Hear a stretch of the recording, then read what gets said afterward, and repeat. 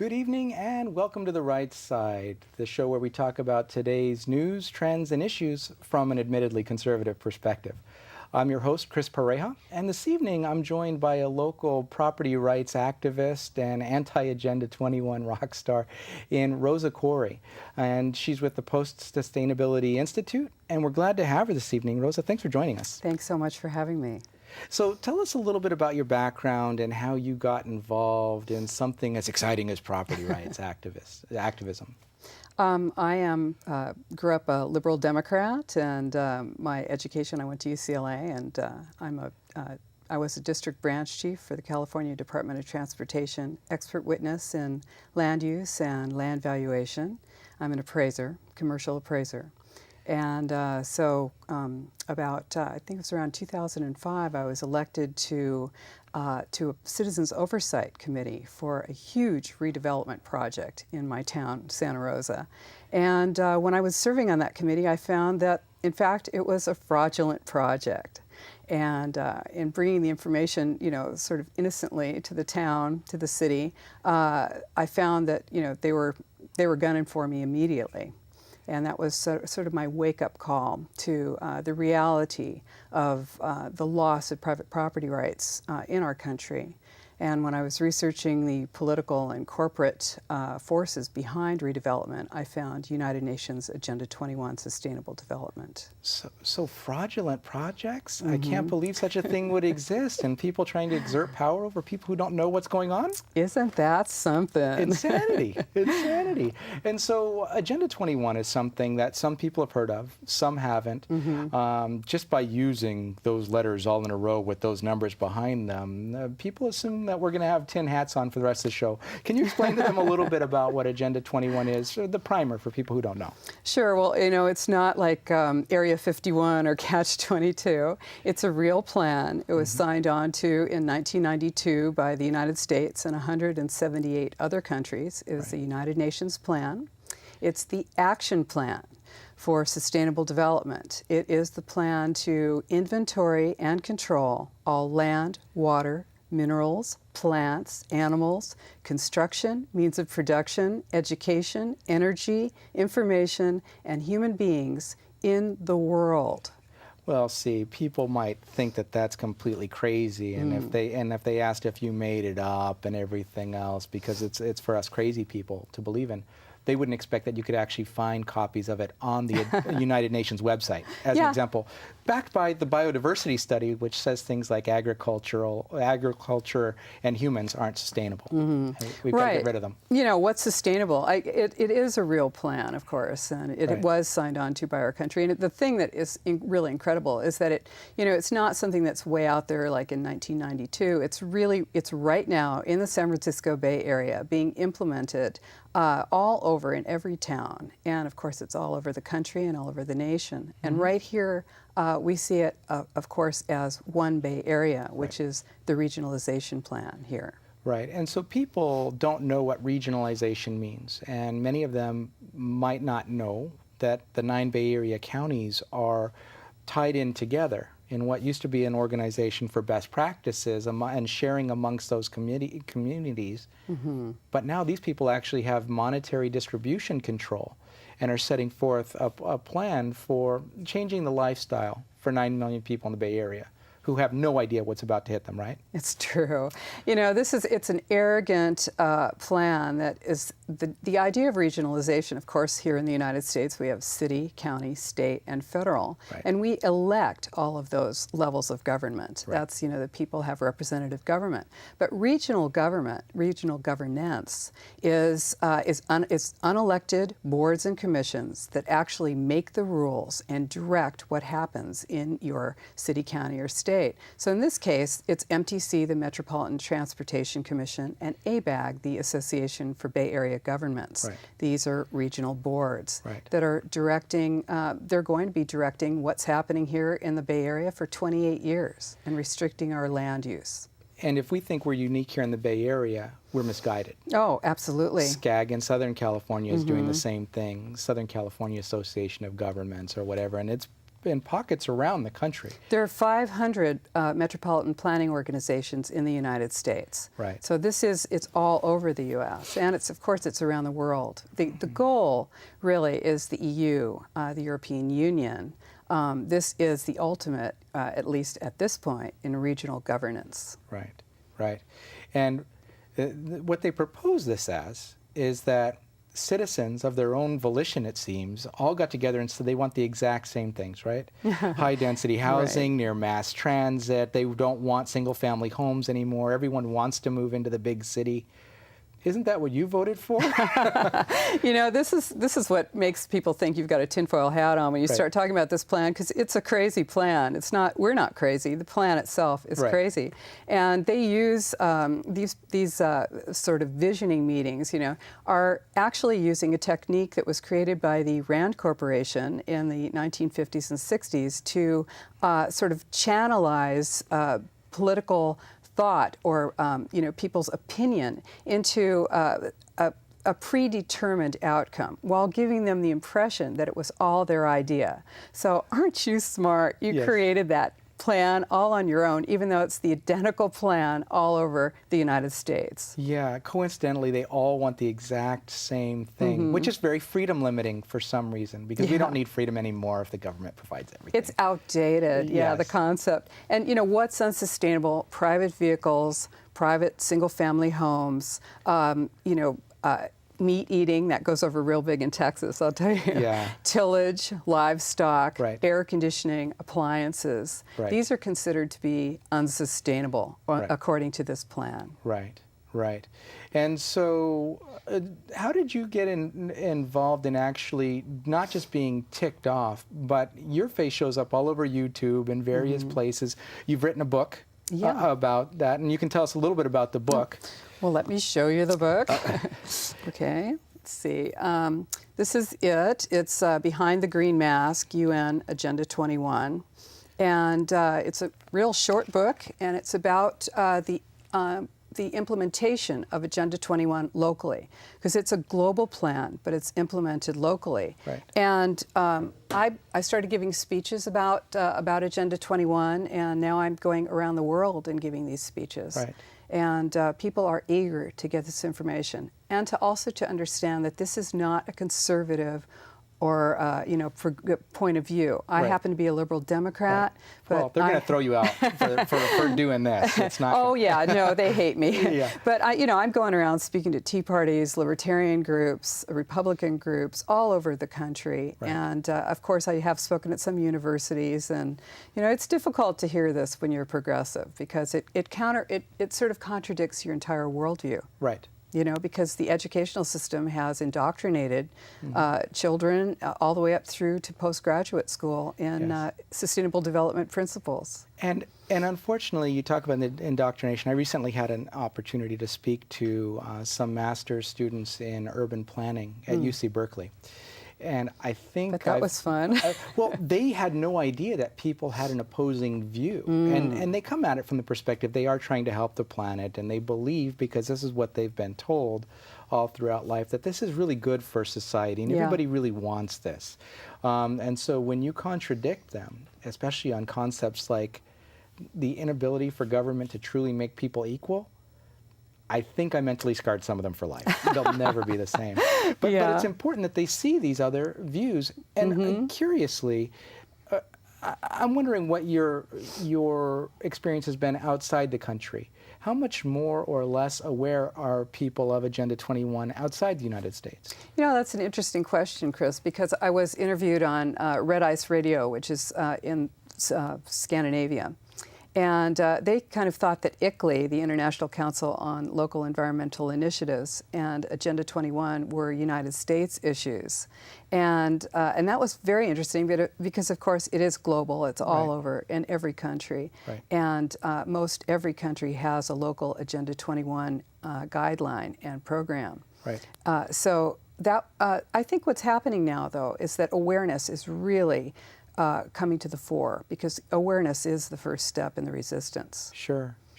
And even people are shocked to know, even some of the electeds who are not elected to this regional governance committee, but who have been assigned to it, it's interesting that many of the players, like, for example, they're going through public input sessions right now, and it's a whole new set of representatives that are coming through, many of which have no idea of what the plan is about, where it originated, that it's been going since the 90s, that the ABAG website actually has documentation about them signing on to this 15 years ago. And so they have no idea what's going on, and they weren't involved in the initial public input sessions, which literally had 2,000 mostly angry citizens from across the political spectrum saying, this is not what we want. We don't feel like we're heard. You're ignoring the citizens. Yeah. But these guys all have fresh smiles on because they don't know any better. Well, I think they do know better, but the deal is that, of course, these plans are set up to use the Delphi technique to, to actually channel and propagandize the public into the outcome that is desired by this plan. So people who are serving, our local officials are being, propagandized by their own staff. And the staff, of course, is being propagandized by the American Planning Association, which put out a 12-week-long boot camp about how to handle people like me and you who are telling the truth about these plans. Yes. So when you get that kind of, that's so great to catch them and things like that. I actually became a member of the American Planning Association so that I could get that information. I was at their national conference 2 weeks ago on behalf of a client. Okay. But I was there for 4 days of fun in the belly. It's upsetting, really, to be right up close and looking down into that cauldron, because this is really an indoctrination plan, and it is really about taking away your individual freedom, your right to have and own and use your private property. And our nation is founded on private property ownership, and we are losing our freedom. And so you've talked about the fact that some of these electeds are being propagandized and everything else. We've just, as of this week, finished the public input sessions, and many people feel like they were ignored during the session. Some of us went to directly poke the observers in the eye and let them know what we really thought about the plan, and use actual documentation that they've put out to explain why this is a horrible idea. But we've got 9 million people whose lives are about to be affected. Probably less than 1,000 came out because they didn't know what was going on.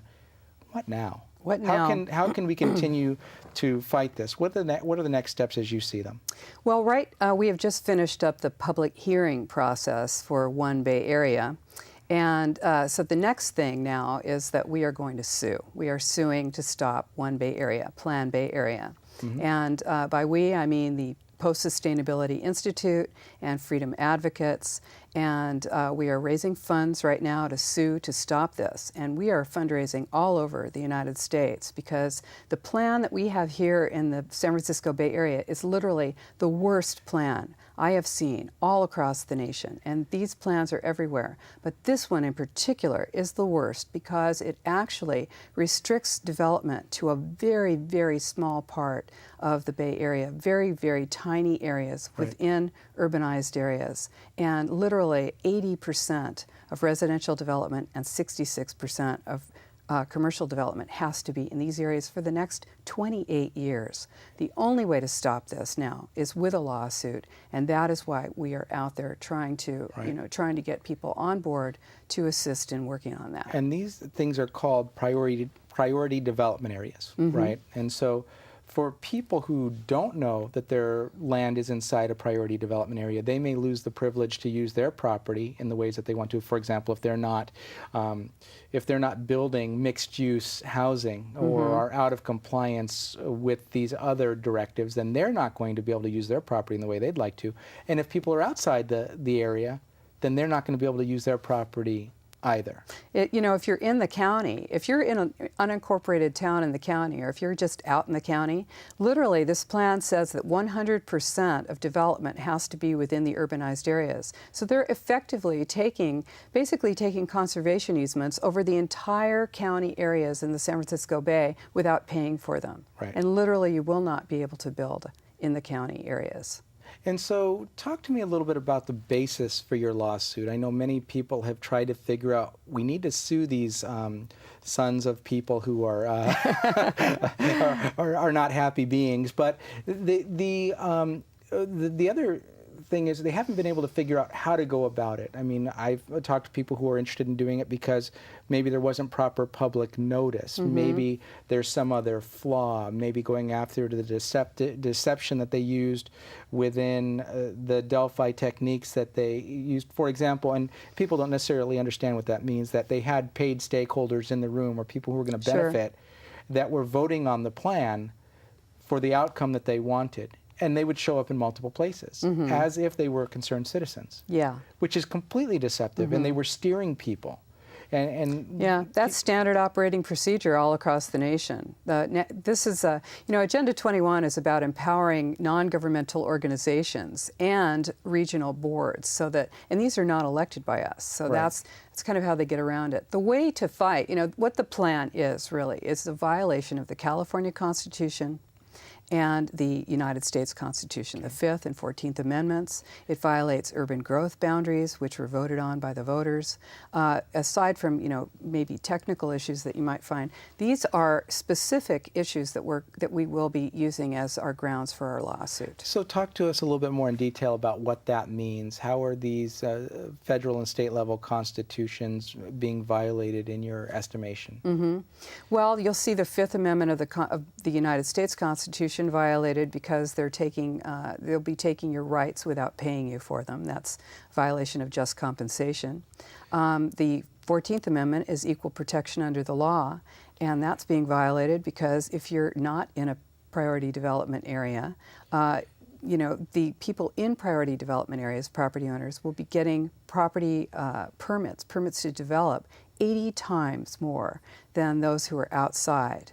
So that's a huge, huge unfair and unequal application of the law. Right. And then, of course, we have pages and pages of objections that we're writing now to this plan so that we can make sure that we cover everything and exhaust our administrative remedies when we get to court, before we get to court. Great. And so on the state level, what are we looking at as far as violations? The state Constitution is great because it actually says, the United States Constitution says that you have the right to life, liberty, and the pursuit of happiness. The California Constitution says that you have life, liberty, and the pursuit of happiness and the enjoyment of your property, enjoyment and use of your property. And so that is written right into our Constitution. And this plan violates clearly the opportunity that you have to use your property. And this is regardless of whether it's fully developed. If you want to, knock out a wall and add on something, this plan is literally going to restrict you from doing that. Right. So and we're talking about a 28-year long plan. Right. Which they say, of course, is going to be evaluated every 4 years. So it's really, a living don't worry document. About it. Don't worry, it's a living document. That's Don't worry scary. about it. Hey, I don't know about you, but living documents are pretty scary because when you think you've got something nailed down, imagine trying, when you've got a business and you don't have a 4-year plan, you've got a 20-year plan, and here you go with this thing that you don't know where you are when you go for a loan on your property. And that's the thing, right? Let's say your loan was a living document, and every year they decided to reevaluate how much you're going to be charged. It doesn't make any sense whatsoever. Well, if it's kind of done, the way that I think about it is if you're looking at something that doesn't make any sense, it's probably Agenda 21. Well, yeah. I recently presented some logic questions for people to assess, and I mocked Agenda 21 in those, and they said, well, what is this, Agenda 21 or Common Core, these logic questions? I said, no, it's neither of them. I mean, obviously, there is no logic involved in either Agenda 21 or in Common Core types of curriculum because we're just being pushed down, like you said, a progressive path where people just really have no clue. Common Core is Agenda 21 because globalization is the standardization of all systems. Right. And Common Core is standardization of education. Yes. We all have to be equal in the collective. Yeah, that's right. I said I was a liberal Democrat, but I am not a progressive. Well, and that's it's a nice distinction to make, and a lot of times people don't know the history, because the terms are used sometimes interchangeably. And so the question is, are you somebody who's completely against mass transit and high-density housing and green spaces? Well, I'm like everybody. I've got a bike. I like to ride it. I think mass transit is great. If you want to build a high-density building with ground floor retail and apartments on top of it, great, but don't use my tax dollars to do it. Right. And this is the difference, is that your property tax and your transportation tax dollars will be used to subsidize property types, smart growth, for which there is no demand. Right. And they actually literally restrict development all around that everywhere else, so that pretty much if you want to build anything, you're going to build what you're told to build by MTC and ABAG, and by extension, Agenda 21. Right. And there's no basis in reality whatsoever. Well, there's no demand. If there were, then they wouldn't need subsidies. Well, and they're looking at trying to justify, in some cases, transportation investments as an example that they've already made that make no sense based on the density of the Bay Area to have implemented in the first place. You know, that is the philosophy behind this, is that if you don't have enough people using public transportation, let's pack them all into, you know, these areas right near the stations. Yes. And, you know, the train stations, and then we'll have people using transit. But this is, you know, this is also part of controlling, inventorying, and monitoring, surveilling all the populations, and this is the plan. And so tell us how people can find out more about supporting the lawsuit, or how to find out more information about your book. Great. Or you. Well, or me. Well, of course, there are a lot of videos of me on YouTube and speaking about these issues, and as well, you can find my book, Behind the Green Mask, UN Agenda 21, on Amazon, on our websites, Democrats Against UN Agenda 21.com, and also postsustainabilityinstitute.org. Well, Rosa, we appreciate you joining us this evening. We look forward to following what you're doing and also being right by your side, poking people in the eye. So Great. Thank you for coming. Thank you. And at this point, if you'll hold on for just a moment, we'll be back after a word from our underwriter, the Conservative Forum.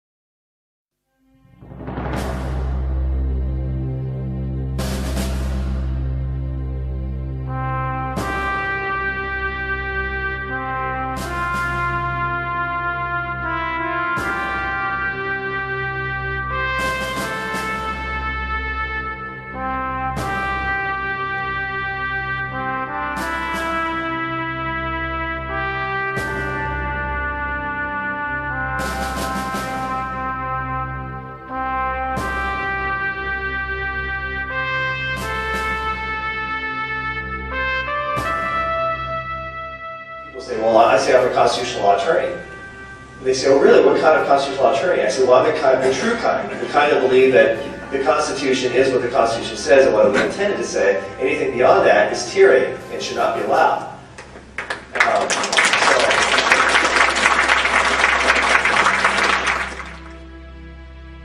So it's come to this, my friends. You ready? The second American Revolution against a ruling class that simply lectures but does not listen or defend the American people. It is government versus the people. Am I right? Yes. Look at the Electoral College example. Right? A leftist popular challenge to states' rights. You think the founders weren't brilliant people? Did they not know what they were doing by carefully calibrating to get the small states and the big states to come together? Why does Wyoming get 2 senators in California? Actually, I'd rather have Wyoming's 2 senators.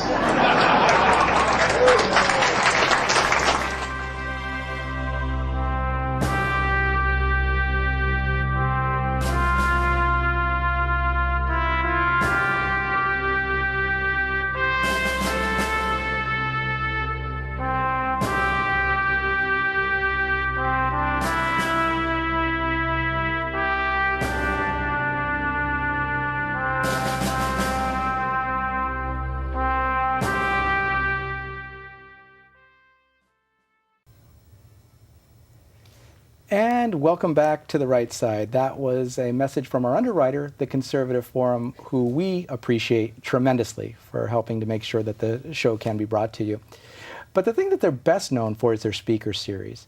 And so just to share a few of the speakers that are in the coming lineup this evening, Bill Whittle will be speaking at the Conservative Forum, and that's held at 432 Stearland Road, just 3 minutes from here in Mountain View at the IFES Portuguese Hall. Typically, it starts at 7 o'clock and doors open slightly before then. But in June, on the 4th, Ying Ma, author of The Chinese Girl in the Ghetto, will be a guest on July 9th, which is the second Tuesday as opposed to the normal first Tuesday of the month. Debbie Bacigalupi, who's a recent candidate for Congress and a recent guest on the show, will be there. On August 6th, Steve Forbes and Elizabeth Arms will be talking about their new book, The Freedom Manifesto, and yes, it is that Steve Forbes. On September 3rd, Elizabeth Nixon will be talking about her book, Ecofascism. But in closing tonight, I wanted to share a little bit of the logic that I hinted at during the show that doesn't exist within the One Bay Area plan. I posed a few questions for some of my Facebook friends, and the first one was One Bay Area logic question of the day number 1. If high-density housing is more affordable, why isn't rent $300 a month in San Francisco or in Manhattan, as an example? One Bay Area logic question number 2. Let's say, hypothetically, 400 people live in human kennels. Those are 200 square foot apartments, for those of you who don't know. And they're living over a retail space that's designed to provide them with walkable jobs where they live. If the sign in the window says Starbucks, part-time jobs are created for 20 of those kennel dwellers, and the local tattoo artist and body piercing engineer picks up about 10 extra hours of work per week. How many walkable jobs are created if the sign in the window says for lease? Logic question number 3. If John used to kiss his family goodbye in the morning and use his car to commute 20 minutes each way to work, and now, out of fairness to the collective and to comply with the One Bay Area goal for him to walk 70% more per day for transportation and use mass transit, he's changed the way he commutes. His commute's now 60 minutes unless there are delays. How much extra time has One Bay Area allowed him to spend with his family and thereby improving his quality of life?